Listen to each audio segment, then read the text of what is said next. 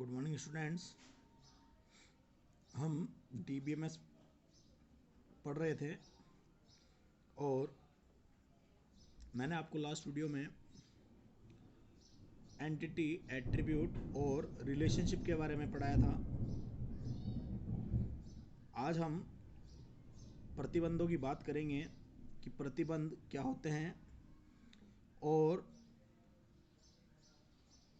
ये कितने प्रकार के होते हैं, इसे भी समझेंगे।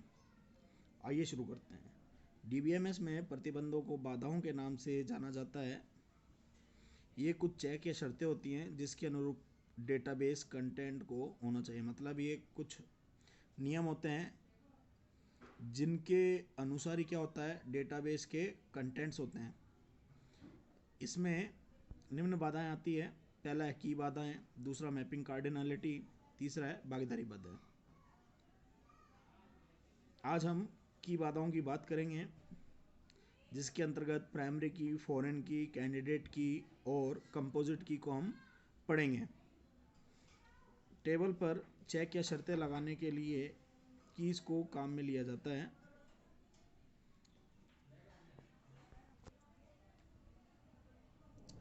की एट्रीब्यूट का सेट होती है जिनका उपयोग रिकॉर्ड्स को यूनिकली आइडेंटिफाई करने के लिए किया जाता है। ये निम्न प्रकार की है। पहला है प्राइमरी की, प्राथमिक कुंजी। कई बार एग्जामों में प्राइमरी की ना देके प्राथमिक कुंजी से क्वेश्चन दे दिया जाता है, तो बच्चे क्या है, कंफ्यूजन में आते हैं कि यार ये प्राथमिक कुंजी कहाँ से आ गया। ये अक्सर 12th बोर्ड के बच्चे भी ये गलतियां कर जाते हैं और अपने नंबरों से हाथ धो लेते हैं। बहुत ही सरल है। 2 नंबर का क्वेश्चन आता है, 5 लाइन लिखने के 2 नंबर मिलते हैं। टेबल में किसी फील्ड की अलग पहचान प्रदर्शित करने के लिए प्राइमरी की को काम में लिया जाता है। प्राइमरी की टेबल में डुप्लीकेट वैल्यू को आने से रोकती है। मतलब टेबल, जिस भी टेबल पे, किसी भी फील्ड पे प्राइमरी की लगाई जाएगी तो उस फील्ड में डुप्लीकेट वैल्यू नहीं आएगी। मतलब एक जैसे 2 मान। प्लस साथ में ये नल वैल्यू को सपोर्ट नहीं करती है। मतलब अगर टेबल में कोई वैल्यू खाली है, कोई जगह खाली है, तो आपको उस जगह को पहले डेटा तत्व उस जगह पर डालना पड़ेगा, तभी जाके प्राइमरी की लगेगी। अगर प्राइमरी की लगाना चाहते हैं तो आपके पास टेबल में डेटा जो होना चाहिए वो पूरा होना चाहिए। ठीक है, इस कारण से ये बोला गया है, ये नल वैल्यू को सपोर्ट नहीं करती है। देखिए, मैंने एक स्टूडेंट की टेबल ली है, रोल नंबर, नेम। ये देखिए, मैंने इस रोल नंबर वाली फील्ड पे क्या लगाई है, प्राइमरी की लगाई है। अब देखिए, आपको इससे कुछ पता चल रहा होगा कि आप लोग टेबल के माध्यम से भी ER मॉडल को बना सकते हैं। आपने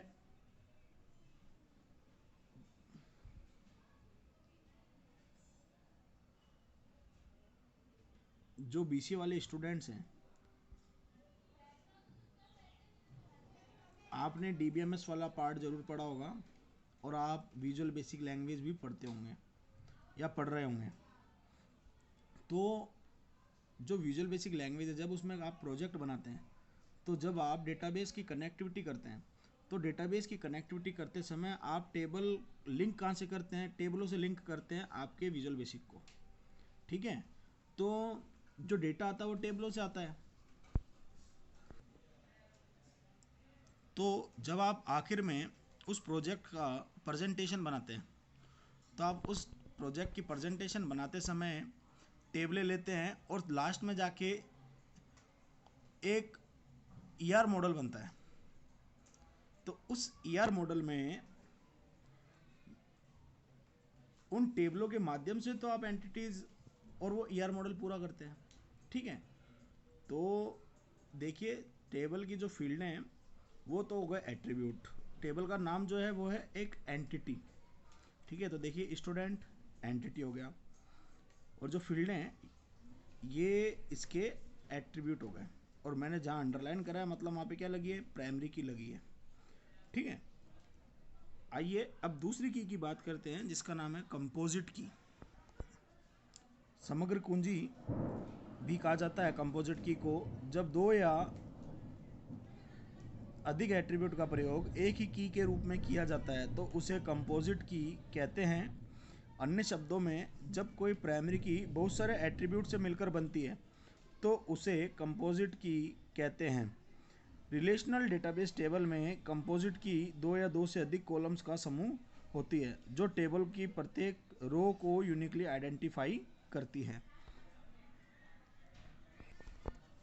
देखिए उदाहरण, नेम और एड्रेस अकेले छात्र की पहचान नहीं कर सकते लेकिन एक साथ वे छात्र की पहचान कर सकते हैं। देखिए मैंने एक टेबल बनाई है, 3 फील्ड लिए इसमें। अब मैंने इसका ईआर आरेख बनाया तो मैंने इस ईआर आरेख में 2 ही लिए फील्ड हैं। कौन सी लिए? नेम और एड्रेस, और दोनों को अंडरलाइन करा है। ठीक है, तो अब ये दोनों मिलकर क्या करेंगे? छात्र की पहचान कर सकते हैं। अच्छा, तो अगर आप इसको बनाना चाहें तो आप इन लाइनों को इस प्रकार से भी प्रदर्शित करा सकते हैं। देखिए ये दोनों के दोनों एक दूसरे को क्रॉस करती हुई भी बना सकते हैं आप। ठीक है, अब अपन बात करते हैं अपने अगले टॉपिक की जिसका नाम है कैंडिडेट की, उम्मीदवार कुंजी। एट्रीब्यूट का एक न्यूनतम सेट जो अद्वितीय रूप से एक एंटिटी की पहचान करता है उसको क्या कहेंगे? कैंडिडेट की। अन्य शब्दों में कैंडिडेट की वह की होती है जो कि एक टेबल में प्राइमरी की कैंडिडेट की तरह कार्य करती है। मतलब एक टेबल की प्राइमरी की जो होती है वो कैंडिडेट की तरह कार्य करती है, अर्थात एक कैंडिडेट की प्राइमरी की जरूरतों को पूरी करती है। अब देखिए मैंने जो 3 की बताई है इसको अपन एक शॉर्टकट ट्रिक से भी समझ सकते हैं। आइए देखते हैं एक टेबल का उदाहरण। ये देखिए मैंने एक टेबल बनाई है, इसमें 3 फील्डें ली है। पहली फील्ड में तो प्राइमरी की लग गई और प्राइमरी की के साथ में जितनी फील्डें हैं ये सारी की सारी इस पर क्या लग रही है? कैंडिडेट की। और प्राइमरी की को छोड़ के बाकी की जो फील्डें होती है वो उस पर क्या लगती है? अल्टरनेट की। ठीक है, अब अपन बात करते हैं अपने अगले की, फॉरेन कुंजी की, फॉरेन की। दो टेबलों के बीच संबंध दर्शाने के लिए फॉरेन की को काम में लिया जाता है। जब दो टेबल्स में संबंध दर्शाते हैं तो एक ऐसी फील्ड का चयन किया जाता है जो दोनों टेबलों में एक समान होती है। पहली टेबल की फील्ड पर लगी प्राइमरी की दूसरी टेबल की उसी फील्ड पर फॉरेन की कहलाती है। अन्य शब्दों में जब किसी एक प्राइमरी की को किसी दूसरी टेबल में प्राइमरी की के रूप में प्रयोग किया जाता है तो उसे फॉरेन की कहते हैं। यह नल वैल्यू को सपोर्ट करती है। मतलब आपको मानो आपके पास 2 टेबल हैं, इन दोनों के बीच में संबंध बताना है, इन दोनों को लिंक करना है, जोड़ना है। तो आप क्या करेंगे?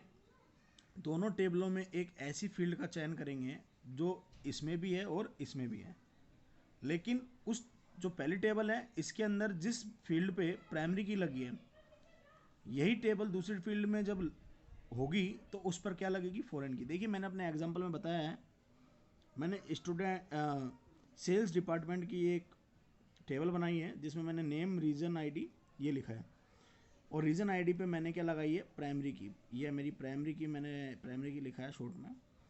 और दूसरी मैंने टेबल बनाई है तो मैंने क्या करा है? रीजन आईडी को काम में लिया है। तो रीजन आईडी है, सेल्स रीजन है, अपनी फील्ड है। अब मैंने इस रीजन आईडी को काम में लिया है तो मैंने इस पर क्या लगा दी? फॉरेन की। अब एक चीज़ ध्यान रखना, जो प्राइमरी की है उस पर तो नल वैल्यू सपोर्ट नहीं करेगी वो, लेकिन जो फॉरेन की है वो नल वैल्यू की सपोर्ट करती है।